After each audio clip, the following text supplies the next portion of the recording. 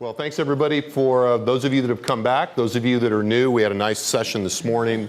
We're going to get ostensibly more policy-oriented here in the afternoon. My name is Jim Henson. For those of you I don't know, I direct the Texas Politics Project at UT Austin. We're here in an event that's co-sponsored with our good friends at the Texas Tribune. This afternoon, we're going to have a conversation about competing priorities facing the 83rd Legislature. I want to thank our friends at the Tribune, our staff here from UT Austin, all of you for coming. Just a little bit of housekeeping, if you could, silence your cell phones. We've been tweeting pretty much on the piggybacking on the Trib Live hashtag for those of you on Twitter. We'll have a Q&A afterwards. If during the Q&A you could just pause slightly before the question, before you ask your question, and that's not so that we can hear you necessarily, but it helps us to be able to capture your voice on tape. So if you could just, we'll have somebody coming around with a microphone, and so if you'll wait, that'd be great. I want to introduce our panelists, and we will get started. Immediately to my left is Albert Hawkins, who was the HHS Executive Commissioner from 2003 until 2009. Before his appointment as Health and Human Services Executive Commissioner, he served as a senior White House aide to President George W. Bush for 2 years. From 1995 to 2000, he was the budget director for the governor's office, worked at the Texas Legislative Board for 16 years, and seems to be enjoying himself now based on our previous conversation a moment ago. Next to him is Tom Mason, who served as general manager of the Lower Colorado River Authority from 2007 to 2011. Prior to that, he was the LCRA's general counsel.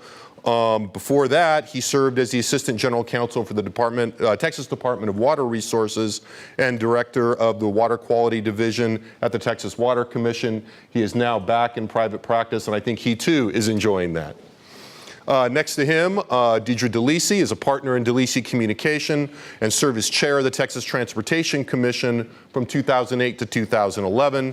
She has, of course, held a wide range of governmental and campaign positions in the service of Governor Rick Perry, including serving as his chief of staff from 2004 to 2007. And now I feel like I don't want to imply that you're not enjoying yourself now.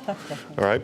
And at the end, Robert Scott served as senior policy advisor to Governor Perry during the creation of the Texas High School Initiative in 2003, was involved in the bill's passage in implementation, but probably most notably to people in this room, he was the state education commissioner from 2007 to 2012 after playing a variety of roles at TEA, and I know he too is enjoying himself now because he said so out in the hall. Now, obviously, as you all can figure out, we're here to talk really about the issues coming before the legislature next time, and we've chosen to talk about the issues that seem to be very much on the minds of folks in this building and in the process.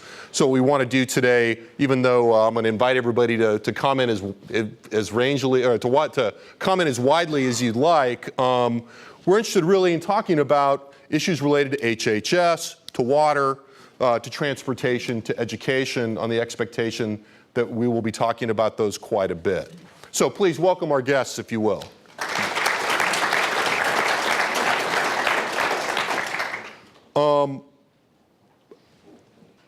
We designed this panel, basically Evan Ross and I in mind, because we thought that all of these areas in which you all have such extensive experience would be ripe for legislative action in the upcoming session. That said, I want to start by pivoting from the election and ask you to comment on how, if at all, you think the federal and state election results will impact discussion of these issues as we begin to pivot into the legislative process. I'd like to start with you, Mr. Hawkins. Well, thank you. Good afternoon, and privileged to be a part of this panel. And I will talk primarily about health and human services, although, you know, I've always been interested in establishing transportation policy or school finance policy. I'll stay focused this afternoon on health and human services. When you maybe look first at the national elections, and I think there's still probably a lot to be learned more about that and how it might change some of the dynamics in Congress. I think the early conclusion can be that, well, not much has probably changed, that we still have the Democrats controlling the White House and the Senate, and the Republicans controlling the House. And so you might look at it and say, with that same configuration, why would you expect anything different? But I do think with these elections, there probably is a little change in the dynamics that take place because of the press of the issues, the crisis of the fiscal cliff. So I think it will cause some movement and I think some effort to address issues such as entitlements, whether it's Medicare or Medicaid, and those are the kinds of things that would have flow-down impact to states, particularly Health and Human Services Commission here in this state. Taking a look at the state level elections, again, probably not much change in the players, the actors involved. Again, I think it would just be dominated by the issues that they have to confront. One of the things I think that will be interesting to observe is how the re-election of President Obama might change the view or analysis or expectation in our state around the Affordable Care Act, and more particularly the opportunity for Medicaid expansion and the opportunity for a health benefit exchange. It could be that that now that it's clear that the law is going to move forward with implementation, that there might be a different analysis that maybe is more tilted toward the fiscal impacts of that legislation that the legislature takes a look at. Really difficult challenge to be addressed, I think. Yeah, I want to follow up on that. We'll do that. Mr. Mason, what do you think? Water? On the waterfront, I don't think that the federal elections are particularly relevant because, for the most part, water is a local issue. The only area where it, generally speaking, is relevant is in terms of funding.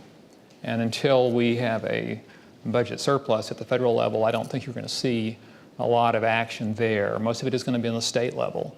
And I think there's two issues with the recent elections on the state level. One, of course, is funding. We have the same issue, limited dollars and lots of competing needs. And at the same time, I think there's, 49 new members of the legislature. And this morning, I took a look on the Tribune website. They had brief profiles that of almost all of them, indicating their interests and their priorities. And of the more than 40 that were listed, 4 mentioned something related to water. And that was it. So my sense is there's not a great deal of concern, at least among the new membership, compared to the other issues they were highlighting, a lot of which, in many cases, was smaller government, cutting taxes, tightening our fiscal belts and so forth, which traditionally in the water arena is a real challenge because most people think of water projects when they think of water supplies for the future, big projects, and water is not cheap. We assume it will be. Now, this costs 2,600 times more than what you'd pay for tap water from the city of Austin, bottled water like this. And yet, to provide water infrastructure, which is the real expense, is extremely costly. And we haven't built a lot of large reservoirs or major pipeline projects in a long, long time. And yet, last year was the hottest summer on record and the driest 12-month period in Texas recorded history. That got a lot of people's attention, but unfortunately, while water specialists talk about the hydrological cycle, the reality is for water planners and water funders and legislators and staffers, we talk about the hydroillogical cycle. As long as it's raining, everything is okay.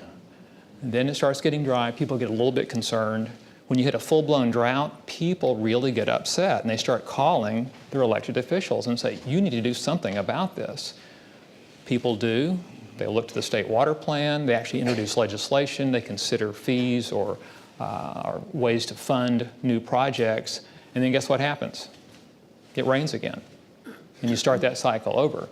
The bigger challenge, I think, now with these 49 new members is having them educated on the true cost of water, what the state water plan really means and what projects are actually affordable and give the most bang for the buck. Conservation being, I think, the prime example. It accounts for the largest single portion of new water supplies in the state water plan, and yet there's no money allocated for that. It's the cheapest, most economical, fastest way to get new water. But that will be competing with individual projects around the state.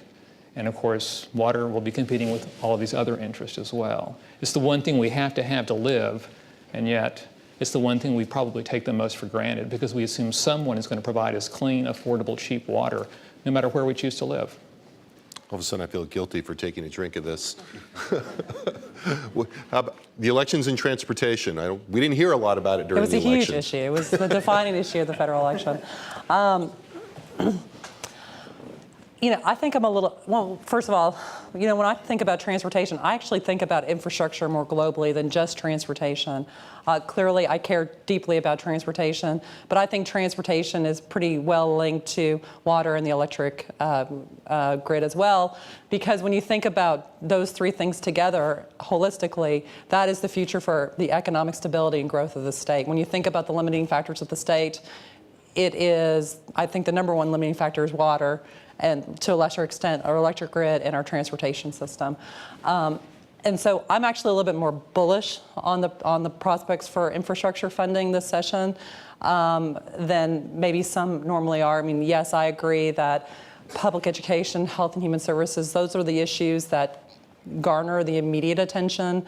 Tax issues, budget issues, those were the issues that were talked a lot very vocally in the elections. But I do get the sense of a growing recognition at the very highest levels of government and among the membership that we have to do something. Now, of course, the big challenge when you're talking about infrastructure is our crisis is 4, 6, 20, 50 years down the road. And the challenge for us in infrastructure, I've always argued, is how do we explain to people that there is a problem? And when you're talking about transportation or water infrastructure, or whatever infrastructure you're talking about, the solution takes many years to get to. It's not like we need more teachers, so here's more money, go hire more teachers, and you can turn it around fairly quickly. So how we go about articulating that there is a problem and what the solutions could be.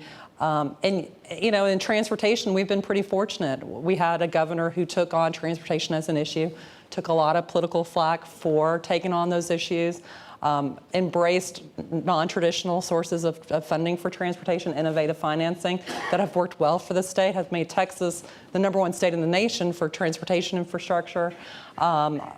I think as long as we continue to embrace those mechanisms and look at some new ways of developing transportation and other forms of infrastructure, I think we're on the right path. But we have to, like I said, one of the bigger challenges, in addition to finding the money, is making sure the public understands there may have to be new ways of delivering these needed services, and it may be different, and it may be a little bit scary at first or whatever. It's just not what they're used to, but we have to solve a problem now so that in 20 years we don't completely stunt the growth of the state.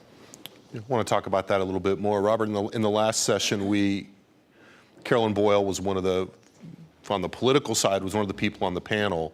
And I thought there was a little bit of a disconnect on that panel between the focus that she saw and the centrality she saw of education in the last election and what we were seeing in the polling and what I think we really heard in public discourse, that on one hand, in some of the electoral contests, education was front and center, but overall, we're not seeing it moving the needle a lot. I'm wondering how you think education, gets impacted by the election results.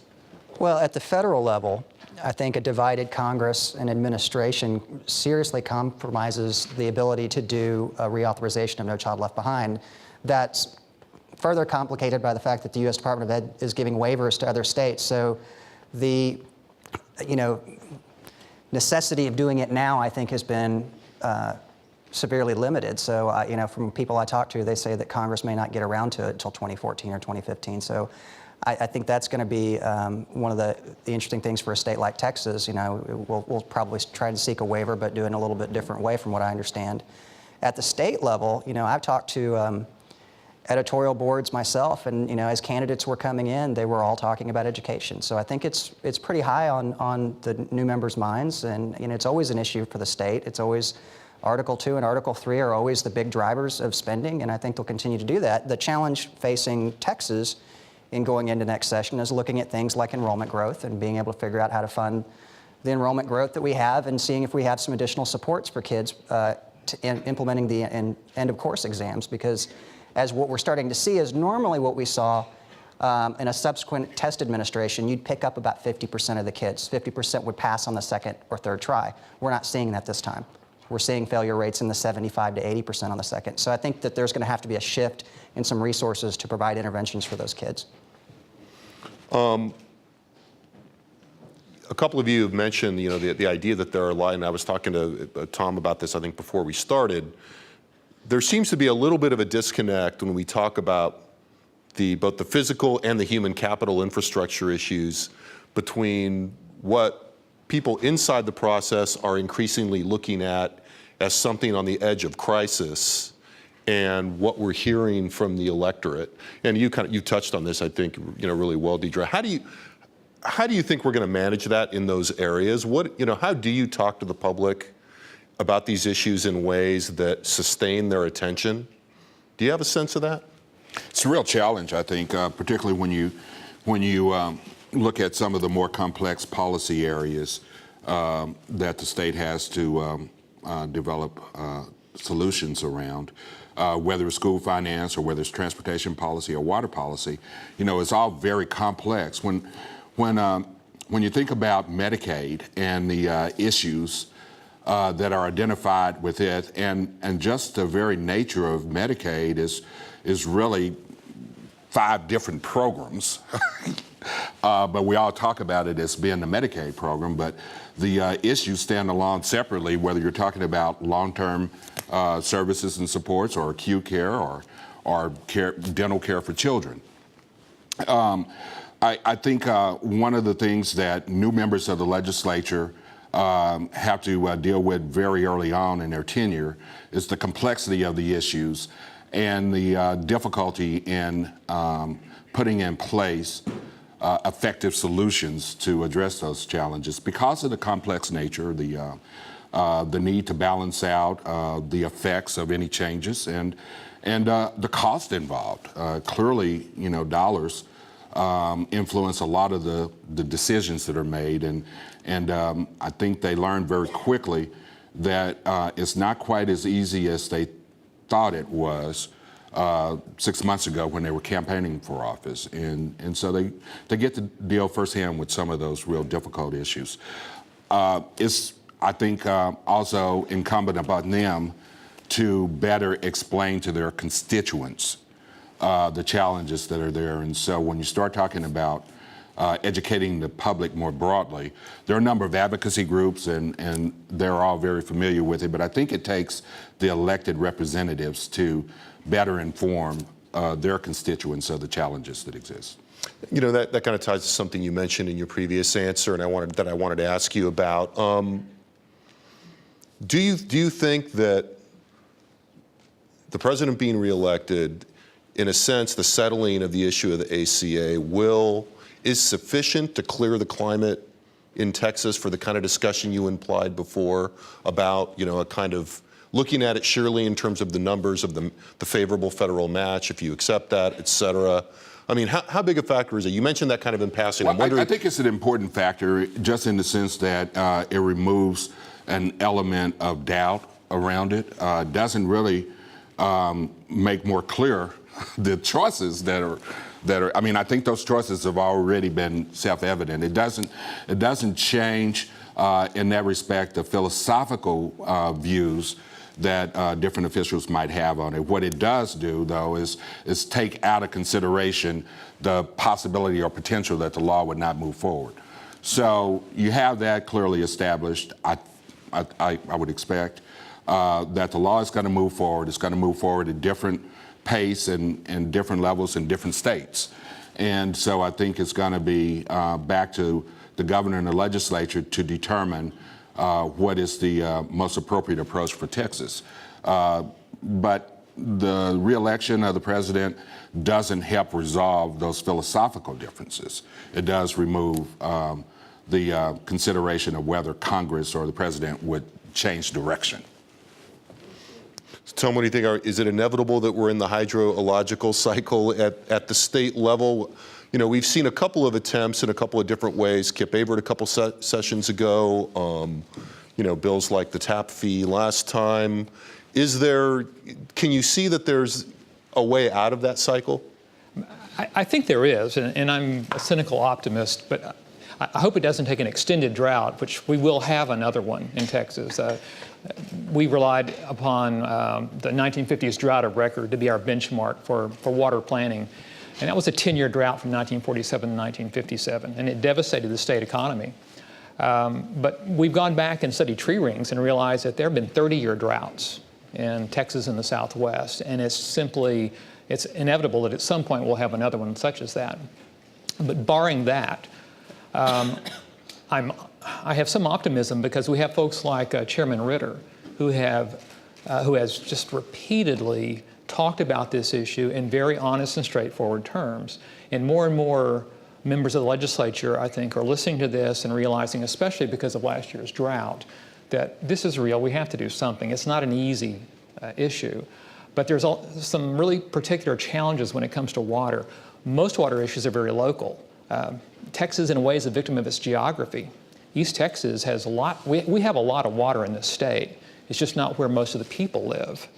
And the old joke among water folks is, you know, water doesn't really flow downhill, it flows towards money. And what that means is ultimately water gets to where the population centers are because people will demand it. And with the tremendous increase in population in Texas, we're getting to the point where formerly adequate resources for rivers and groundwater and the existing lakes have been fine, but they're strained now. And if you put a drought on top of that, you have a real problem. But if you're a legislator in East Texas where it's really wet, why do you vote for a water project or a funding source that's statewide when it's going to benefit those people in the West where it's dry? And of course, almost everyone thinks that it's those other people who don't conserve enough water. I do a great job of conservation. And so you have that built-in problem. And yet, I've heard very, very honest conversations from Chairman Ritter and others talking about this issue, admitting that it is not going to happen quickly, but we have to get this sort of critical mass of legislators to understand the issue. It is a long-term matter, as Deirdre said. It's very analogous to her other infrastructure issues, and it is the limiting factor, I think, for Texas's growth. I think that may be the way to sell it, absent a really intense drought that goes on for a long time, which is if we want economic development to continue in Texas, we have to have a reliable water supply for the whole state. Large employers, when they come in, new industry, that's one of the first questions they ask. They want a good educated workforce and things like that, but you have to have an adequate water supply. And we're going to have a good answer, or else folks up there in the Rust Belt along the Great Lakes are going to say, come on back, we've got lots of water. So I think we can get there. The big question is going to be, what is the funding source, and how do we educate the voters as to why this is really important? And I'm going to add another note here, which is, I think we need to educate people about the fact that water is not free. We've assumed that it is, but the reality is we don't value water very much because it is essentially free. And the most modest tap fee that most people would never recognize, in fact, I bet most people in this room don't even know what their water bill was for last month compared to their cell phone bill or your cable TV bill. So we've become accustomed to thinking that water is something that I just get gratis. We've got to change that, and I think we can educate people about how little it would cost to raise sufficient funds to provide adequate water supplies for the future, but we haven't done that yet. You know, I know that during your tenure at TxDOT, there was, both in terms of, it seemed to me, both internal dynamics and the Sunset Review, there was a renewed emphasis on, or a lot of attention to how TxDOT communicated with the public, what the public image of transportation was. How do you view this? Well, there's no question that TxDOT is a little bit ahead of the power curve on these issues because the transportation issues were put on the radar screen and put into the public domain in such a very public way in the 2001, 2003 sessions that yet it was the backlash from the public was loud and vociferous, and it creeped into political campaigns in a major way, and it forced the agency and it forced policymakers to recognize that and to do things differently. And I think the story of the Trans-Texas Corridor, its demise and its potential future replacement with a separate parallel corridor to I-35, but one that it is driven and determined at the local level rather than the state level, is probably the biggest outcome from what we saw at TxDOT. The biggest mistake we made which was telling people there's a problem and here's the solution. And I still believe the agency was right. There is a problem and it was a great solution. We were told, we didn't educate. And so now the agency has now gone back, and it's been like a 4-year-long process of working through local segment committees to get the local folks, made up the Farm Bureau, county judges, mayors, you name it, to come together, working through consensus to recognize, okay, yes, we need additional capacity. Where is it going to go? And how do we communicate that and get support in our local communities? So I think TxDOT learned a very important lesson. The good news is, at the end of the day, TxDOT became a better agency for it, and we were still able to continue and deliver these projects. And the results have been remarkable. I mean, look at the opening of State Highway 130, segments 5 and 6, a couple weeks ago. That was the very first comprehensive development agreement project in the state. It was developed by Cintra, a foreign company. But the opening was to great fanfare, and the only negative stories so far have been the number of feral hogs on the road. I mean, it's a great road. It's the most high-tech piece of pavement in the world. And for that, the state was given $125 million for a road that would not exist today had it not been for this really innovative tool. But it took a lot of growing pains to get us to that point. Thankfully, the legislature stuck with the agency. We had to take a few lumps, but now we're using those tools to apply it in the Metroplex and 2 big projects that are going on. Well, actually 3 CDA projects, but only 2 of them are concession up in the Metroplex. So I think on terms of sort of the innovative financing side of transportation, TxDOT has learned a lesson. We're probably ahead of the power curve on how to deal with those issues.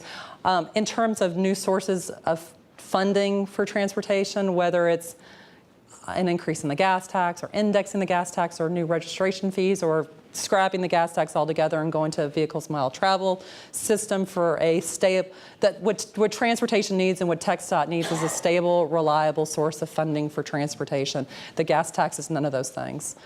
We have not lost gas tax revenues because our population is a hedge against the loss of the in the gas tax. So that to me is the big unknown with this legislature. Are they going to embrace increased fees through a gas tax or increased registration fees? I don't know. They haven't historically been, and that's why during my tenure at TxDOT, I embraced very strongly these different sources of financing for transportation. That wasn't always very popular, but it has allowed us to continue to move forward in Texas. And I don't know. I like to think that maybe that it's a model that can be used for water. I don't know, maybe perhaps. So I think there's 2 ways, there's 2 sources of funding that you need to look at for transportation, how the public reacts to new sources of fees and revenues. I don't know where they are right now on that. I want to come back to that with all of you. What do you think, Robert, in terms of this question in regard to education? Well, I think most folks look to their local school districts for how they feel about what's going on in education. And that you've got a complicated message now because of 6 different school finance lawsuits that are going on. So, and you're speaking to a large and growing number of households that don't have school-age children. And so I could make a statement that, gosh, the Student Success Initiative really wasn't funded at a certain level. And what I was talking about in the scheme of things was a rounding error in the state budget. That was just, a reallocation of resources to what I thought was a critical need. But the backlash that you saw was, oh, here comes TEA just asking for billions of more dollars. But in the scheme of things, it was far, far less. But it was something I thought we needed to focus on. So anytime you talk about that, you see this, the division. There's some bright spots. You're starting to see public interest in education. Look what happened on the election in San Antonio, pre-K for SA. I mean, I was one of the people who was going, I don't know if a lot of folks are going to vote for an 1/8 cent tax increase for pre-K, but sure enough, it passed. So you see interest out there in continuing to support public ed. That and, tax rollback elections passing, bond issues passing. So you see that support out there, but you're speaking to a far more complex audience than you traditionally have in the past without school-age kids. Well, I kind of want to then come back down, but since you raised that, how do you read the fiscal environment right now? I mean, I think, and the mood in terms of revenue, it's come up one way or the other in everybody's answer. Clearly, the last couple of cycles, with budget pacts, with fiscal, a mood of fiscal crisis in the nation, less pronounced, but certainly present in the state. How do you read that? Is it changing, and is it kind of inevitable that we reach a tipping point in your area? I mean, education is, I think, where we're talking about it front and center as people talk again and again about the reduction in per pupil spending last time, what the impact is, how much people are going to notice that.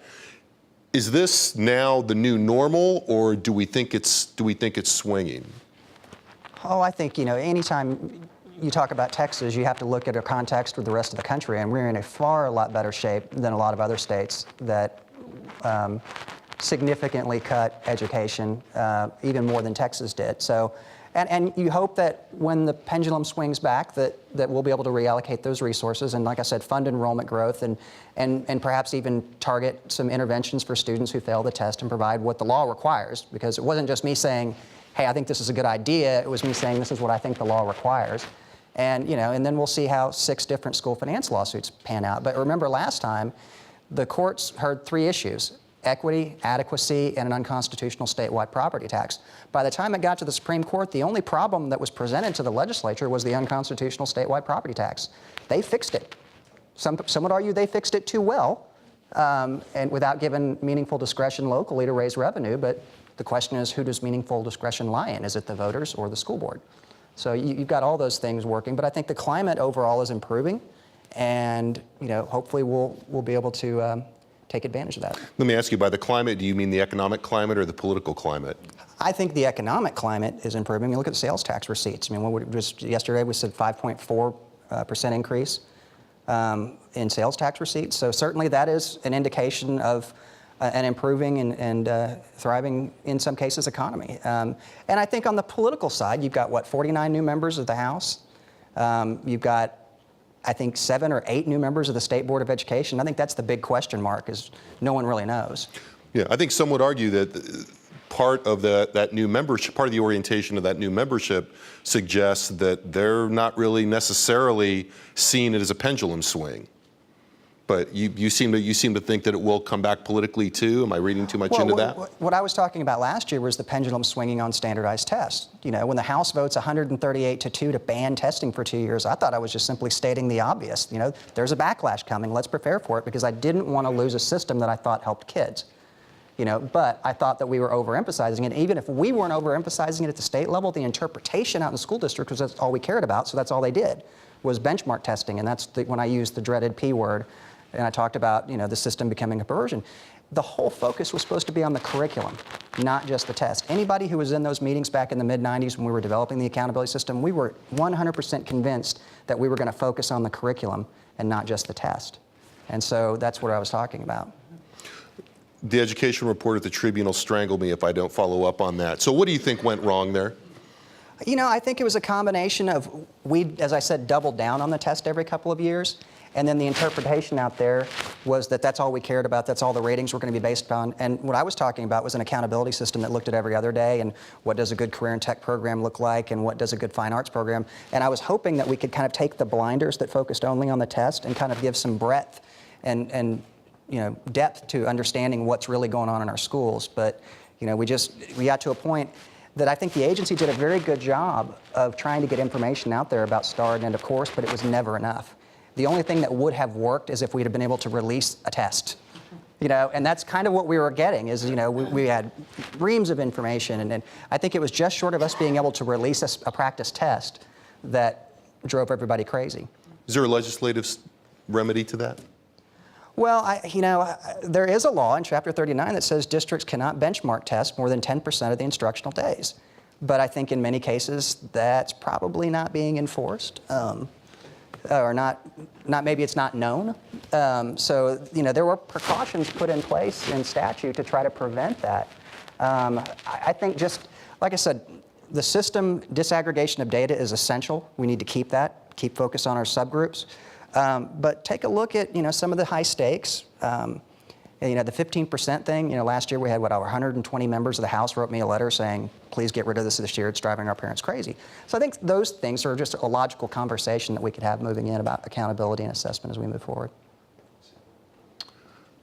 You implied that you didn't even imply. You said that you were happy with the fact that you had introduced you had been part of introducing new funding mechanisms at TxDOT. Same question to you. Is that going to have to be the permanent solution? Do you think the fiscal climate is such that there's never going to be a climate where you can create new revenue mechanisms directly from government? You got to keep in mind. Transportation is such an odd duck funding issue because I don't care about GR, how much GR we have or don't have, because we're not reliant on GR. Our GR is a very small part of our budget, although significant in some of our bonding programs. As a result, and I have gigged other former commissioners in the past about this, where other areas might have been getting cut, transportation last session actually increased funding. So, we were pretty happy about that. I think the bigger issue is the overall policy about how you fund transportation. It's not so much how much money is available in general revenue, but we know the gas tax is broken. What are we going to replace it with? So to me, it's less, obviously that is a fiscal conversation, but it's more of a policy conversation of, are we ready to scrap the gas tax and go to something that's more directly measures use of roads, like a vehicle miles traveled system would, which frankly scares a lot of people. Do we increase registration fees, driver's license fees, index the gas tax, things like that? And those are larger policy discussions that really haven't been had at the state level, and they've been largely masked by the fact that we have focused on these sort of innovative financing techniques for transportation. And a lot of the members of the legislature have been critical of that. They think that increased reliance on tolling and bonding has just essentially put us back in having the conversation about the permanent, long-term, dependable source of funding for transportation. It has to happen. It's not the gas tax. But as close as you are to the political process, it seems to me you're a good person to ask, though, that, as you sort of imply there, as soon as you start talking about new funding mechanisms, it seems like there has become a much more stringent test for talking about new sources of revenue. So I guess my question to you is, do you think that'll change? You sound like you hope it will, but I'm wondering if you think it will or not. What I would love to see happen for transportation is if a solution can be found that replaces the gas tax today on a dollar-for-dollar basis, but with something that grows with the population and grows over time. The gas tax doesn't. The gas tax is just stagnant even though our population is growing. The only reason why it is stagnant is because our population is growing. So I'm hopeful maybe that can be a policy solution for a legislature that has very real political concerns about raising taxes, to say, we didn't raise your transportation taxes, but it was replaced with something that's going to grow over time and be something that transportation planners can rely on to meet the needs of a growing state. Tom, it seems like that argument it's another version of the argument you talked about with water, with a marginal tap fee. I'm wondering if you see, the restrictiveness of that environment easing up at all. I think it might. I'm not terribly optimistic about that. I don't see taxes being raised for water. I just don't. I think that the likelihood of a very modest tap fee, if there was enough education statewide as well as within the Capitol. I think that might happen. I've heard talk about tapping the rainy day fund for sort of the kernel of some funding that could be distributed by the Water Development Board for really needy projects on a high priority basis. I'm not terribly optimistic about that, but I'm hearing more and more discussions of it. And the good news about that is at least there are people talking about possible sources of revenue, because a couple of sessions ago, you really didn't hear a lot. The bottled water fee was raised some years back and has come up repeatedly, but the association doesn't want to be targeted, and I'm not really optimistic about that one either. I think you're going to see a push on public-private partnerships as a way to, similar to transportation, to leverage really limited dollars, at least on the front end, so that local governments perhaps can get water projects funded for their region on a priority basis. But again, if you want to kickstart some of that, if you want to help from a statewide level, it's going to take some sort of funding. And I think if not this session, then perhaps the next, that there will be some sort of non-tax revenue source that has a decent chance of passing. To me, the tap fee, because it's so widespread and it could be such a small amount on your bill, seems like a good approach. Chairman Ritter has talked about it a lot in his different conversations at water conferences and so forth, but the proof will be in the pudding. We'll see. The rainy day fund is a really unfortunate name for you, isn't it? I know. We don't have a drought fund, so. What do you think in terms of HHS? Obviously, Medicaid, Medicare, huge, but the discussion of this is very complicated. This morning, Evan did the conversation with Kirk Watson, with Senators Watson and Senator Patrick. I'm blanking out Senator Patrick's name. Senator Patrick was pretty definite, I think, in saying that HHS and funding on Medicaid and Medicare and social services was going to basically break the state if we didn't do something drastically different, and that in fact he drew a direct parallel saying that it was coming at the expense of education. Is that an inevitable kind of formulation? Well, I think that certainly is the major concern that many members of the legislature have, and that is that the required or mandatory funding for Health and Human Services crowds out the funding opportunities for other areas of government, particularly public education. And one of the most difficult things that people would say to me when I served as commissioner was that Medicaid is unsustainable. And I could not really disagree with them, but I didn't really have anything to offer them with that in that regard. And so I think the focus then will continue to be on, when you talk about alternative revenue sources in Health and Human Services, typically that means, well, is there a way to get some additional federal funds, which, and federal funds are not free, but they come to our government, and we should seek them and apply them appropriately. And so there's always efforts to maximize federal funding.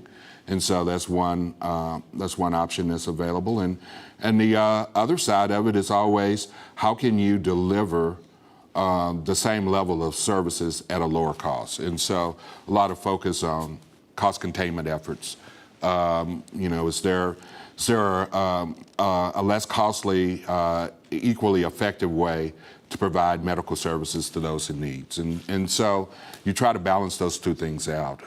But it continues to be a huge fiscal challenge. And for the state, Health and Human Services represents about, I guess, a third of all state spending. But when you start looking at the discretionary general revenue that the legislature has available to allocate, it continues to require a huge chunk of that, and limits their ability to respond to other policy needs. I want to ask you about something that I suspect you're thankful to not be in the middle of, but that's in your domain of this conversation, and that's the ongoing transition or possible transition in the women's health care program. Oh, yes. How do you read that conflict, and how do you make sense of what's going on with there? Is this a discussion that's driven primarily by politics around Planned Parenthood? Is there a legitimate kind of policy domain question in here? What do you make of it? You could talk about it or think about it in terms of politics, but politics means that, they're reflecting their beliefs, their philosophy, the principles upon which they were elected to the legislature on either side of the issue. And so I think the political process then balances out those competing views and priorities. I mean, I think right now it's so confusing to everybody because of the back and forth in court, whether it's federal court or state court. And so I've lost track of where it is. I think it's back in state court now, and there's a temporary restraining order, so everything is okay, and the federal funds are still flowing. At some point, it will come to a resolution, and I think the political process is the mechanism we have to resolve those kinds of conflicts. And so, again, I think what the Health and Human Services Commission has done is put in place the decisions of the legislature from the last session. The governor's been very clear about what his beliefs and position is, and the legislature has concurred. And so back again next session and see if that's reaffirmed. I might even have thought you were still in office. Let me ask you a follow-up question on it. Do you think, based on your experience and allowing for the fact you haven't been in office for a little bit, do you think the state has the capacity to continue delivering the kind of services that have been delivered if Planned Parenthood is cut out of the equation? I think there are enough resources available and enough other providers. I mean, the Planned Parenthood has been a large, willing provider, and the program has been accessible to a lot of women, and they're familiar with that. That doesn't mean that there aren't other providers. And I think I've seen something from the commission that indicates they've identified 3,000 additional providers.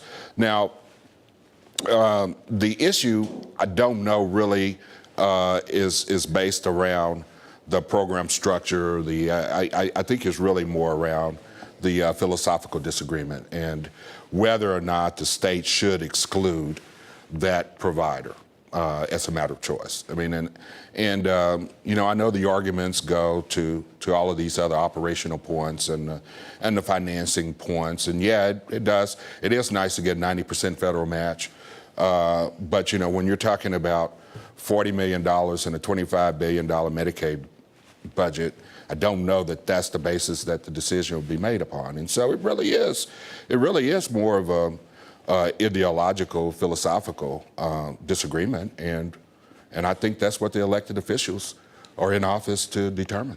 Well, this goes back to the first question I asked a little bit. Just once more on that beat. Now that the national election has taken place, the Obama administration is not going anywhere.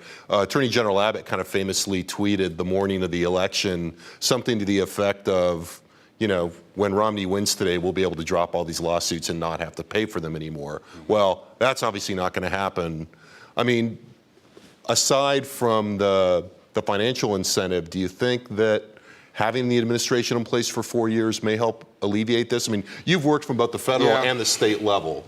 No, I mean, when it comes to the women's health program in particular, I don't think the federal government is open to changing their interpretation and their position, and so I think the lines are drawn on that. And I was thinking back, I was commissioner when the program was first implemented, and the prohibition was in law at that time, and it did revolve around the meaning of affiliate. The definition of affiliate that we applied focused more on whether or not there was a business or a financial relationship that existed between a business entity that performed abortion and a business entity that did not perform abortion. And I think, following the implementation on that basis, the legislature came back around, and I was no longer a commissioner, but made a determination that's not really what we meant by that restriction.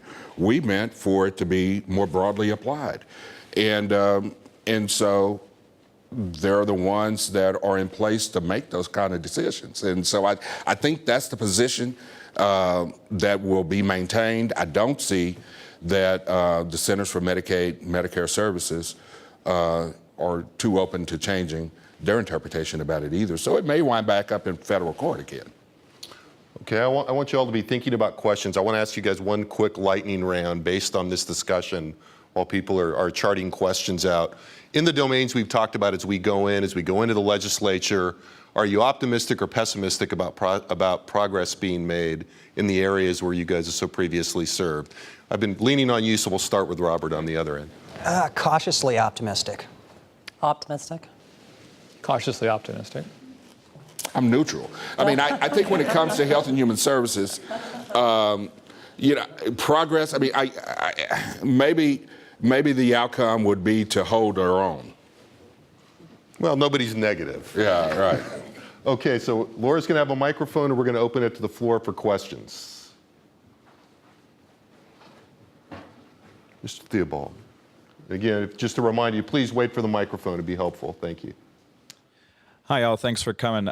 This one's for you, Mr. Hawkins. The expansion of Medicaid, Medicare, I'm not too familiar with it, but if I understand it correctly, if the state decides to not do it themselves, the federal government's going to do it anyway.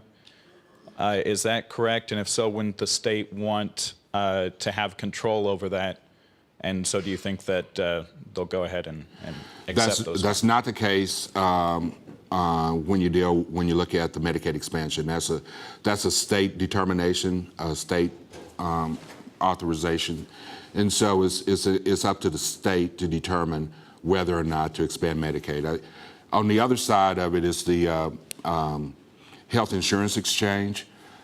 That will take place regardless of whether or not the state runs it. And so that's already being developed now. Our state has opted not to establish and operate the health insurance exchange established under federal law. And so the federal government is moving forward with that.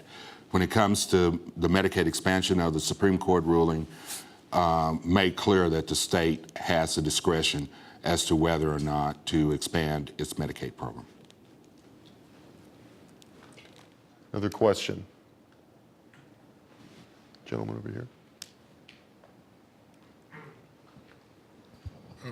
I'm glad you're all optimistic. And well, you have every reason to be. It would appear that when the comptroller releases her estimate, there'll be somewhere in the neighborhood of $10 to $12 billion. And it would seem to be that the constraint now will be the spending limit. So if you were still Commissioner of Education, and Albert, if you were still responsible for Medicaid, would you guys just be willing to flip a coin and split the $7 billion between you? Probably not. I'd go for broke. I don't know. Robert might. I think the fiscal demands are one of the real reasons I'd be neutral about the outlook for this session in Health and Human Services, and certainly this session will be a lot more promising and positive than the last session when we were scaling back. But just to stay even with Medicaid, it's going to take $10 billion. So there was a $4.7 billion shortfall for 2013. You have to match that amount for the 14-15 biennium, and then the federal match rate is changed. That's going to cost state funds $600 million more, and so I think just to start off even with Medicaid, you need $10 billion. I guess you're not. For 13, there's more than enough to pay Yes. the 4.7. So Yes, and so then you have to start looking ahead at 14-15. Yes. there'll be plenty of money, believe me. I take that. Would you split the difference and flip a coin, or would you say I'm on board? Given that, I'd split the difference.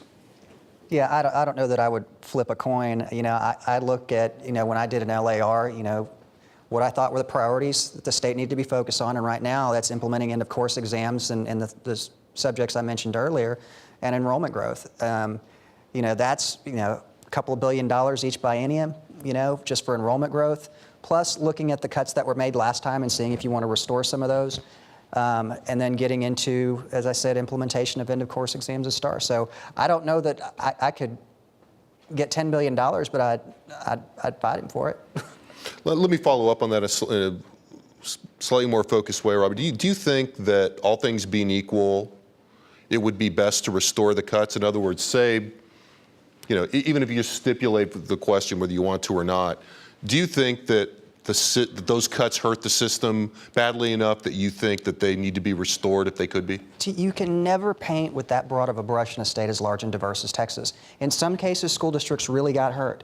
In some cases, they were already hurt because of local decisions that they had made for 10 or 15 years. Poor decisions about hiring and not firing compounded themselves over time. In some cases, you had districts with fund balances that were fine. So it's impossible to paint with that broad a brush. Money is relevant but not dispositive. But when you get to a point, now I would have absolutely said with the $10 billion they proposed cutting, that would have done some serious long-term damage. And I think that working with the legislature to get back that $6 billion prevented us from really, seeing mass chaos across the system. I think the system can function. It's looking ahead. For enrollment growth and the future demands of STAR and end of course that we're going to have some serious conversations about additional revenue. Another question from, okay, let's go over here and then over there. Thanks, Daniel. Yeah. So this morning, Senator Patrick and Senator Watson had I would say, a very spirited conversation about the aspect of education funding. And the one thing that Senator Watson was bringing out was the fact that, we cut that, we need to put money back to it. Senator Patrick came back and said, well, you just don't throw money at the problem. You need to go in and fix the solution. Of course, he's going back to his little piece of vouchers, or as he called it, school choice. So let's just say we take money off the table. What can we do to go in and fix the schools? I mean, what can we do to go in and as Senator Patrick said, address the issue? Well, I'm a believer that real education reform is something very similar to what Deirdre said. It's something you plot out and takes time. And I believe that the college and career readiness standards that we've put in place, if we properly align our instructional materials, assessments, professional development, and resources to them, will be better for kids. I think end-of-course exams will be better for kids. It's just how we implement them, what stakes we attach to them. I believe if we stay the course on a lot of these things, it will be better for kids. But we're going to have a conversation about resources in the future. Now, I don't know that there's ever a magic bullet. If you go back to the late 1800s, the headlines were colleges and universities upset that kids aren't graduating ready for college. It's in the late 1800s. We're still having that debate today. So it's one of those things that everything is cyclical in education, and the same thing with vouchers. You can let's have a conversation about school choice. I don't think you have an agency that's prepared to implement it, and that's going to be the devil is going to be in the details and implementation of that. I said at the Tribune Fest, you need to give the agency guns and badges, because I worry that you'll have some fly-by-nighters open up, send the state a bill, and then be off in some non-extradition country before we know what happens. So you need to be very careful about how you implement it. Remember, too, the Supreme Court has ruled that the agency cannot regulate private schools, particularly homeschools. So you've got that little constitutional thing coming out here again, so you've got to be thoughtful about how you think through that.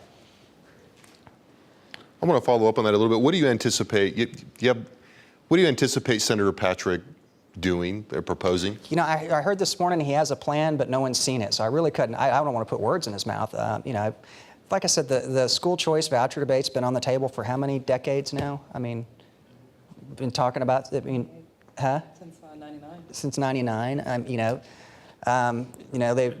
They've tried a number of avenues, a number of options. I personally think high-quality charter schools are something that should be encouraged. I think the bad charter schools ought to be closed more quickly. So I think that can be instructive to us as to how a school choice system could morph into something that we didn't intend.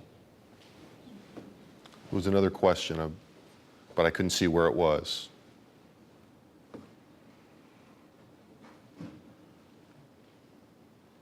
No, we're done?